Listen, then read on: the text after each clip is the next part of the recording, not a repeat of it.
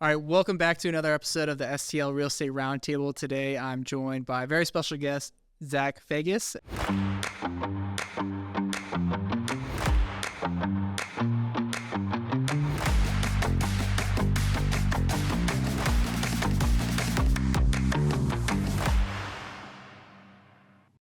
I'm so excited to learn more about your real estate journey thus far and what you're currently up to. Yeah, absolutely. Well, I appreciate you having me on. I'm excited for you starting a podcast, and this is exciting, man. I'm happy to be here. Yeah, and I be asked to be on the show. Yeah, and shout out, Zach's got his own podcast, the Zach and Pat Show. So if you haven't given it a listen, it's definitely worth checking out. Yeah. Give us a like and a subscribe on YouTube. We'd love that. You know, the Zach and Pat Show on pretty much everything. We're got Instagram. We're on Spotify, Apple Podcasts, all the things. Little plug. Sure. Awesome, man. Yeah, I got to do that while I'm here. Cool. Well, let's dive in. So obviously you've got a really successful real estate business built, right? It's taken, I'm sure, a lot of work and a lot of time and a lot of investment on your part. But talk us through kind of what you did before your career in real estate began and what led you to getting into real estate. Yeah, so I spent about a little less than a decade in the restaurant industry before I got into real estate. You know, pretty much from 16 to 25, 26 is really, I guess I got into real estate about 25 or so. So about 9 years in the restaurant industry. And I think that really helped me with just people. You know, you deal with all different people working in a restaurant, whether it's the people working in the kitchen or the customers that you're waiting on. You see people from all walks of life. I worked a bunch of different kinds of restaurants: barbecue, breakfast, brunch, pizza, bar and grill. I've worked in a couple bars. I've done a lot of like service stuff. So having that as kind of a base, really, I think it's a great base for if you're wanting to get into this industry, just because one skill that you learn as a server or a waiter is, you know, you get good at making friends with perfect strangers, you know, just walking up to a table and making them like you. And I mean, because, you know, you're financially incentivized to do so if you're in a restaurant. So, that's a skill that I think would benefit anybody. You know, go spend some time, you know, waiting tables and talking to people and using every guest that you talk to as it's another opportunity. You never know what it could lead into. So, you know, I did that from, 16 to about, 25, 26. Then I got my real estate license at about September of 2019. And my grandma actually talked me into getting my real estate license.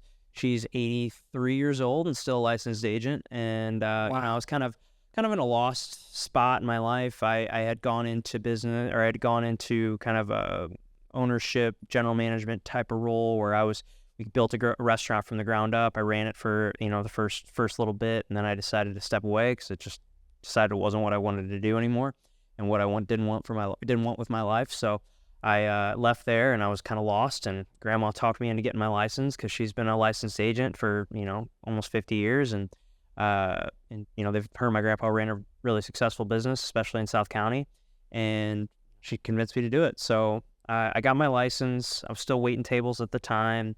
And then COVID kind of came and shut everything down March of 2020. Shortly before this, I had met my friend Alex Fairbanks, and he kind of really took me under his wing and showed me the ropes. I didn't really know what I was doing at first because I got my license and was working with my grandma at first, and a friend of mine introduced me to Alex, and Alex definitely had a more modern way of doing things.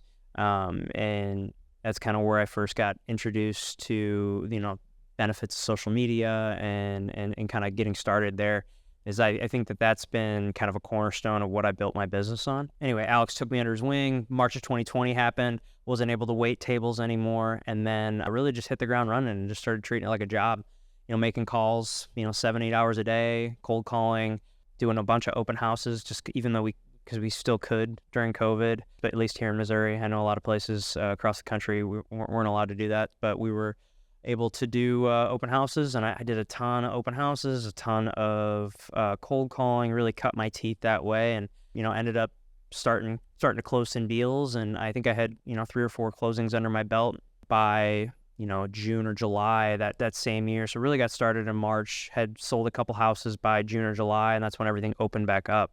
And I went back to the restaurant for just a little bit, but I was getting kind of yelled at because I was on my phone all the time, and I'm supposed to be focusing on the customers, but I'm worried about all the missed calls I have or these texts that I'm getting from people that want to see houses and stuff like that. So at the time I had, we had closed a couple deals. I talked to my wife. I was like, hey, we've got, I think it was like 3 or 4 months worth of bills saved up. Because I mean, dude, to be honest, man, before I got into real estate, like financially, like I was one of those people who spent every dollar I made. I was not very good with my money. Mm-hmm. I did all the wrong things. I didn't save any money. I pretty much spent everything I made every month. And by the first couple months of real estate, I had built up a little nest egg, and I was like, honey, I can go keep waiting tables, or I can keep, doing this real estate thing because it's really starting to go somewhere, and I feel like I'm starting to build some momentum. But if I stop, then I feel like I'm going to lose that momentum. And we had that conversation, and I ended up stepping away from the restaurant in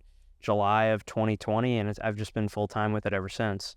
Ended up closing 32 deals that first year, and I've done more and more every year since. So so this is my 5th year in the business now. So That's awesome.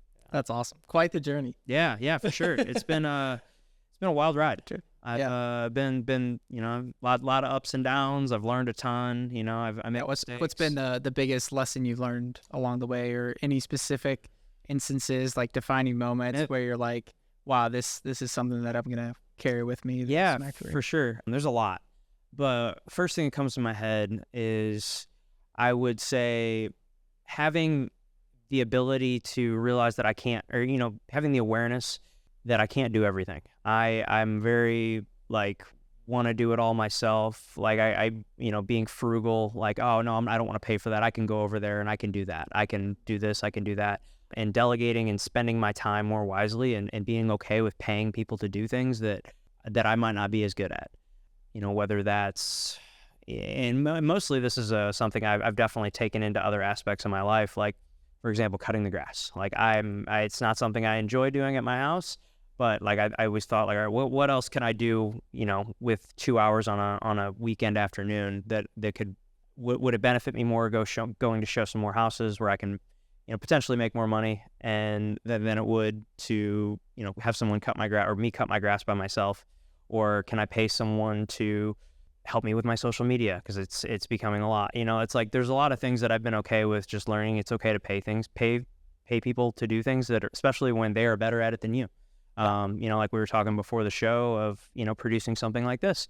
There's a lot of work that goes into producing a podcast, and that's something I've learned over the last year. And we've had a big adjustment with ours recently. Our producer just moved to Florida, and he's working. He's still going to edit our show and work, but now we're the ones in charge of setting up the cameras and setting all that up. And at the moment, I'm realizing that, boy, that's a lot of work, and I'm not sure if that's something I want to take on, because it takes away from, the conversation and Right. focusing on the guest. And, we're still trying to figure that out, but kind of got off track there. But No, absolutely. So I want to go back to, you said, you kind of came to this moment where you had a decision to make. Were you going to bet on yourself, kind of burn the boats and go all in? Or were you going to kind of split time, continue to do that and see if it works? Like, take me through kind of the few months after you said, you know what, I'm going all in, and kind of what that looked like. Was it smooth sailing? Did it take off like a rocket ship? Kind of what did that look like? yeah, I mean, I would say it definitely took off. I was, we got to look at the time that it was. It was, summer of 2020. Interest rates were, between 2% and 3%. Everybody and their brother wanted to buy something, so there was everybody. It was pretty easy to find buyers. I didn't work with I did a couple listings that first year, but not a ton. It was primarily buyers, and I really learned that first year. I got really good at writing offers and figuring out what it would take to win. Even there's a lot of times that those were some ridiculous offers I had to end up writing, but it was the house that my clients wanted, and they were comfortable with it. So obviously when you first start, you're taking a big risk. You got to be willing to, you got to jump, and it's a very scary thing, but I found myself to be kind of a risk taker. I think that's why me and my wife do very well together. Like I always say that, like, I'm kind of the balloon and she's the anchor. Like if I didn't have her, I'd probably fly away, because I'm really quick to, I'm impulsive. I'm quick to make decisions sometimes, and sometimes that's to my benefits, and sometimes it's to my detriment. But yeah, so it was scary, but we did it, and things ended up working out. Those first couple months, obviously, I mean, it hasn't changed. There's still pressure. I mean, you still feel this overwhelming pressure every month that you have money coming in, just because as we're on a transaction treadmill, man. We're only making money when we're closing deals, and I've been very fortunate that there's not been a lot of lulls in my business, but in the times that there has been, it is scary, but it's just, you just gotta figure out how are you spending your days. That's the first thing that I look at, is like, how am I spending my time? Am I spending it efficiently? Am I spending time talking to people that own property, people that are interested in buying? Like, it's all about who you spend your time with, and who you spend your time talking to.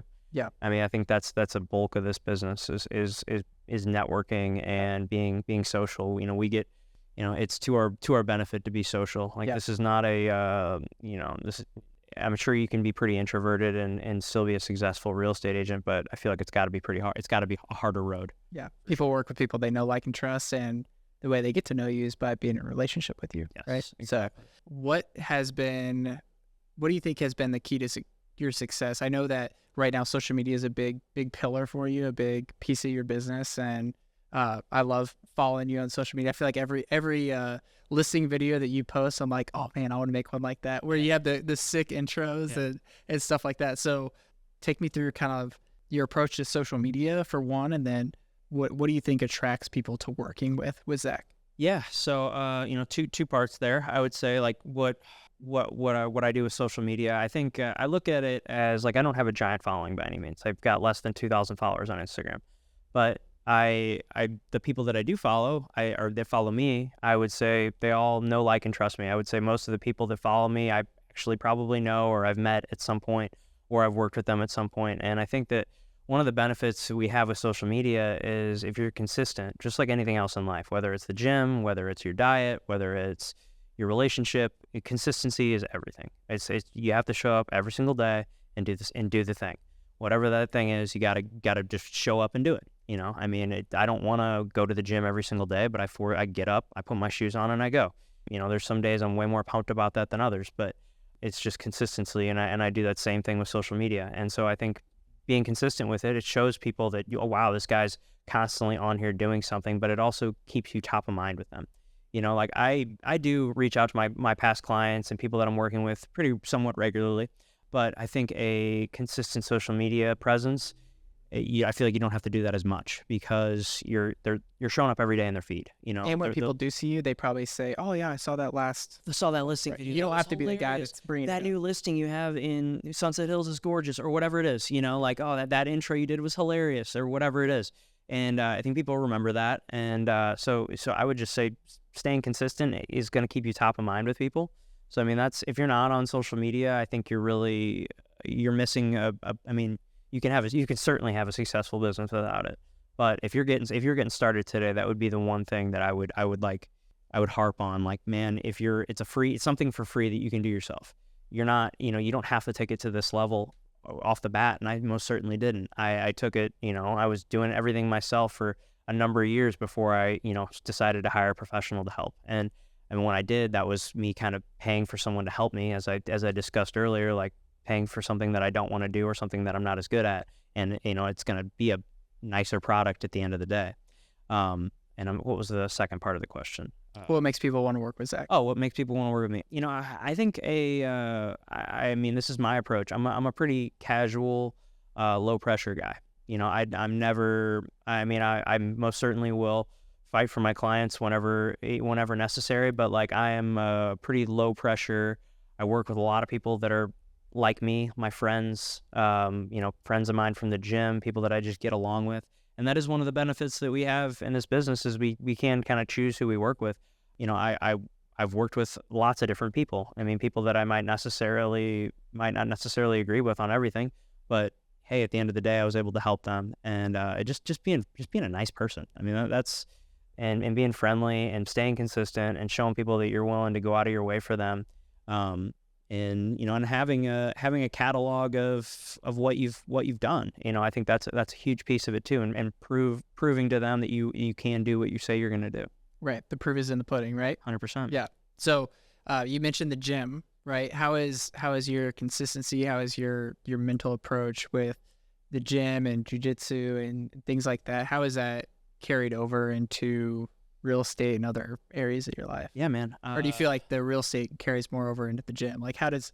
A little bit of both. Yeah. I think there's that, that cheesy saying, how you do one thing is how you do everything. And I'm a true believer in that. I'm very consistent with the gym. I've been working out, pretty much my whole life. Well, not my whole life, but ever since beginning of high school. That's when I really started getting into fitness and started playing football, then got into wrestling, and wrestling was really where I feel like I learned how to work hard. That taught me so much, and I hope my boys, I've got 2 kids, I hope they wrestle because I want them to experience what it did for me. And I think the gym and doing hard things is something, it's just like necessary for us. Like, I think we have a certain amount of, we've got a need to like exert energy.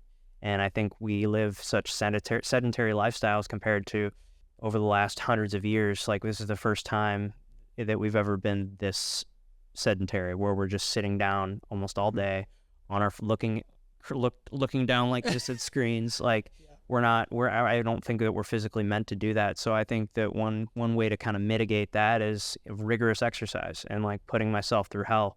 Whether that's a brutal CrossFit workout or, you mentioned I'm pretty involved with my Brazilian Jiu-Jitsu gym. I train and compete that, a couple times a year. I coached at my gym for several years. I'm actually competing this weekend, so I've been getting ready for that. Actually got a couple competitions lined up here, so I'm really involved with that. And a lot of my business does come from my gyms, but the one thing that I'm pretty big on is I don't ever really talk about real estate or business like when I'm at the gym. Like, when I'm here, this is kind of how I shut my brain. And that's one of the things I love about jiu-jitsu is I can't think about anything else while I got this grown man on top of me trying to choke me. Like, I'm only focused on him. I can't think about the bunch of phone calls the deal that's a dumpster fire. Yeah, exactly. That that inspection that's a goddamn nightmare that I gotta go negotiate after this or whatever it is. I can just focus on that guy that in front of me trying to choke me, where and so you kind of have to shut your brain off. But one thing I do that I do get a lot of business from people from the gym. I belong to several different gyms, and I do get a good amount of business from all of them. But I think it comes back to social media. I'm friends with all of them on social media. They all know what I do, and I talk enough about real estate on there that I feel like I don't have to when I'm in person with them. But I've had several instances where someone comes up to me after class and is like, "Hey man, I need to talk to you about this.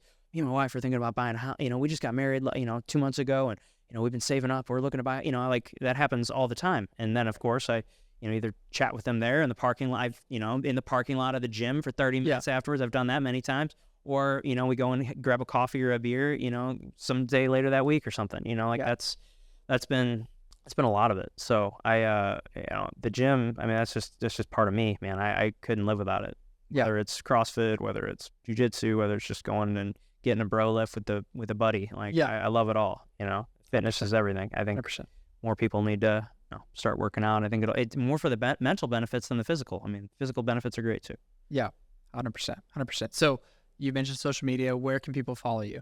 Yeah, my Instagram is at Zach_Fagas. Also, we are the Zach and Pat Show on Instagram as well. There we go. So sweet.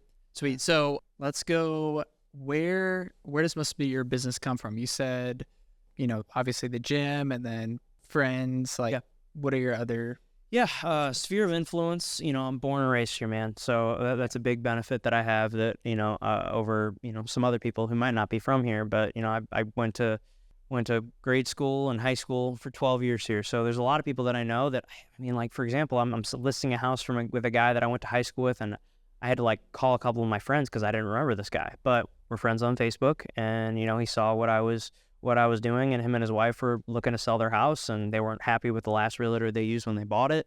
And, he reached out to me, and I was like, oh, great, this is awesome, But so a lot of it comes from people that I know. So my sphere of influence, as we call it, people from the gym. I deal with a lot. I do focus a lot on my past clients. So all my past clients, I have set up for a certain program. It's called Client Giant. Are you familiar with that? Okay. I think we've talked about it maybe in the Okay. past, but I set them up on the the top of mind package where 4 times a year they get a little like gift in the mail from me. It's usually like a nice little gift, whether it's I think, what was this last one? It was like some sort of it was like a summer thing where it was like a beach towel and like some like toy. It was anyway, whatever. It basically, just look into it. It's great. You don't have to think about it. You set them up on it. And I mean, it costs you money every year, but I think that also keeps you top of mind with those people. Yeah. So that's something. So past clients, sphere of influence. I mean, those are my big ones. I do have a VA that does some circle dialing for me. I did that a lot when I was earlier in my career, but I pay someone to do that now. I only have her doing that a couple hours a week, but that does produce some leads for me. I do a lot of open houses as well. That's another thing. Big on open houses. Why not? I always look at it like this. I mean, what other thing can we do as real estate agents where we essentially set a beacon out and people come to you? Everything else is you going out, you reaching out to other people. Open houses, they come to you.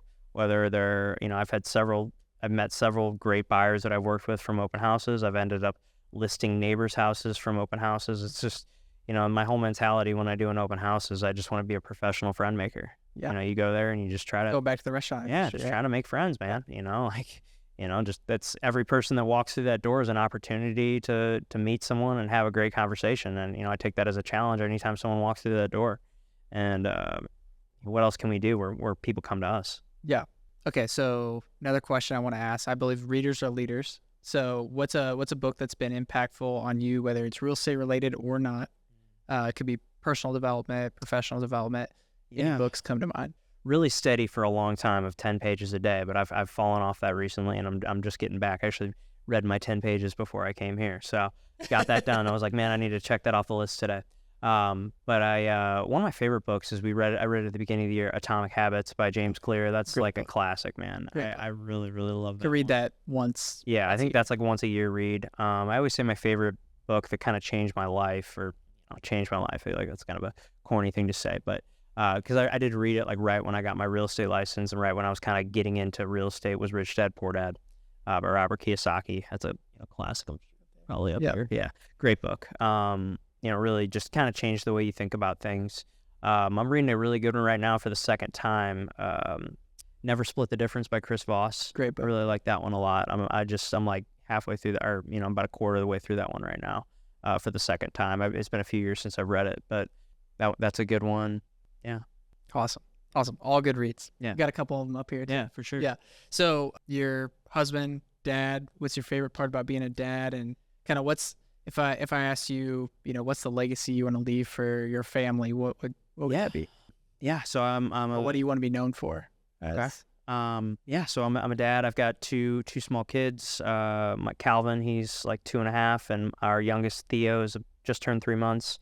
So yeah, we're in the thick of it with two still in diapers, and it's crazy. To my 2-year-old, he's a real crazy person. We just it's just like nothing like his dad. Today I just left the door to the garage open, and all of a sudden we're like, where's Calvin? He's just like, he ran out behind me, and he's like almost out to the street. I'm like, what are you doing, dude? Like in his pajamas, just like running out there, just just being a psycho.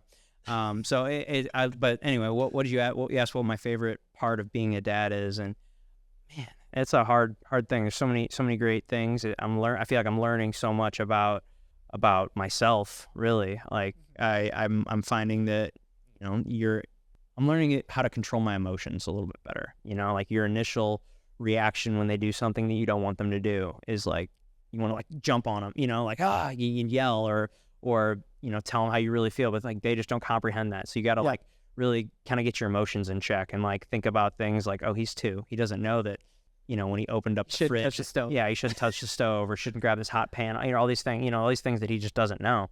But you like want to, yell at him for him. It's like what's that going to do?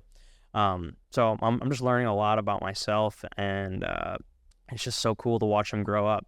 When I start walking and talking, and you can kind of have I can have a full on conversation with my 2.5-year-old, like, right. And he can tell me what he wants, and hey, Daddy, can we go watch Paw Patrol and I can eat a bagel with cream, cream Right. cheese or cheese cream. That's what he calls it, cheese cream. Yeah, like it's hilarious. He's just it's wild, and then you see like little pieces of yourself in them. Like all of a sudden he'll like make a face, and you're like, whoa, that was like a little piece of me there. Yeah, so it's crazy. Like our youngest is like I said, 3 months, but he's just starting to like smile, and like you can tell he's paying attention to you and following you and like giving you a little bit of personality, because the first couple of months they're just like they're just like footballs that cry and sleep and shit and sleep, like they don't do much, but like he's starting to do more now, and it's just like, oh, it's so fun. You're just like starting all over again with the second, and it's a blast, man. I love every minute of it. I mean, my life looks vastly different than it did a few years ago as far as like my social life, but that's okay. It's that is something that I feel like I do struggle with sometimes. Like I still have a lot of friends that are single or just had long-term girlfriends, and I just feel like they have or even no kids, and they're married, and I just look around and like it looks like they have so much freedom, and I just have to remind myself every day like what I get to come home to. Yeah. And I'm just the luckiest guy in the world because of that. Yeah. But it's just sometimes it's tough.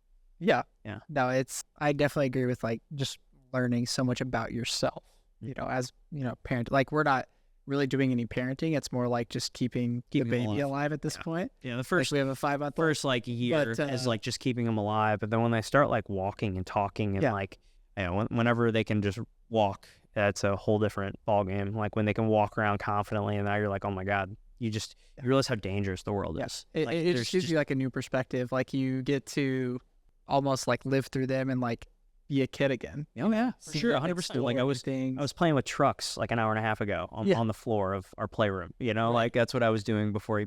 Kind of forces you to slow down life too. For sure, and turning, having to turn the phone off. That's a big thing. It's a big deal. It's a really, and I'm sure, I bet your daughter will say it to you at some point, because he said it to me once, and it like hurt, and he'll still say it every once in a while and get me with it, but be like, Daddy, phone in your pocket. Yeah. Like that hurts. Like, oh man, I was not paying attention to you. I was answering an email or putting out some fire for some deal. And it's like, bro, I'm getting a lot better at just like setting my phone. I have to set it in like a different room because I'm impulsive and I just can't not touch it if it's close to me. So like I've like learned if it's playtime, like I'm going to go set my phone on the counter in the kitchen, and I'm going to go in here and play with him, and I'll come back to it in an hour. And, most things aren't going to fall apart in an hour. I can do an hour, and so that's one thing I'm definitely working on. I'm getting a lot better at, is just being able to set my phone away and have just all my attentions on him. Well, looks like you're crushing it in life and business. Is there anything that I should have asked that I haven't? No, man, pretty much covered it. I'm really excited for you, and so what kind of inspired the idea to do a podcast? Yeah, so I was at a big conference about a month ago, and one of the keynote speakers was talking about podcasting and just the power of it. I just love the idea of podcasting. I know that every middle-aged male wants to start a podcast and has started a podcast, so I'm not really different here, but I think it's just a great opportunity to connect with people and learn people's stories. Like I learned so much about you today that I didn't know otherwise, and we've had several conversations, right? So just really an opportunity to get to connect with people, and then it's a lot of fun. Yeah, well, it's a great what I've gotten from it. I mean, we're 76 episodes into ours at this point, so I've kind of gone through some trials and tribulations. I've learned a lot, but you definitely get like a little education from it, from all the people you talk to, and you get better at having conversations. And like, I'm still working on it, and I still say and a lot, but that's one thing that I say awesome. Yeah, that's awesome. I still say it a lot, and I catch myself saying it, and I think I'm not saying it, and then I go actually listen to the episode. I'm like, God damn it, I said it like four times in a row there. Sorry, I don't know if I can curse on here, but you're good. Yeah, so you get an education, and obviously, we've talked about it several times here. It's great to repurpose for social media. The little clips, the little 30 second to a minute clip that you can pull out of there and throw on the internet. It's just good sources of content that you can always pull from. Yeah, and it's so easy to go about conversation in normal life without listening to the person you're talking to. But I feel like on a podcast, you're like forced to listen. Oh, 100%. Like because it has to be a conversation. I always compare it to like a game of catch, and I've talked to a lot of different people at this point, and some people aren't so good at playing catch. is one thing I realized. You know, either they talk too much and you can never get a word in, or you ask them a question and they give you like a 4-word answer and you're like, oh, that was it. Okay. You know, Next question. Yeah, exactly. No, you know, and that's just like one of those things I've realized. And, you know, it's just like, it's a dance, you know, it's like you talk, I talk, you talk, I talk. Yep. And going deeper with it. Yeah, for sure. But it needs to be an in-depth thing. And it's not just a one, you know, 1-word answers aren't podcasting, you know? No. And, you know, just one thing some little things I've learned, and I love it. I just enjoy doing them. So I was looking forward to coming here. Well, we'll talk off air. You can give me some tips. Oh, yeah, well, I pretty much just gave you them all. Yeah. Well, that's the one thing you do this enough. You can't fake it either. You know, there's no way to fake being on conversation. You know, being in a conversation for 30 minutes straight. You can't just be a different person. Well, it's also you don't get better at if you don't practice. So 100%. Yeah, consistency. 100%. Well, Zach, I appreciate you, man. Thanks for coming on. No, thank you. Absolutely. I appreciate you having me. All right.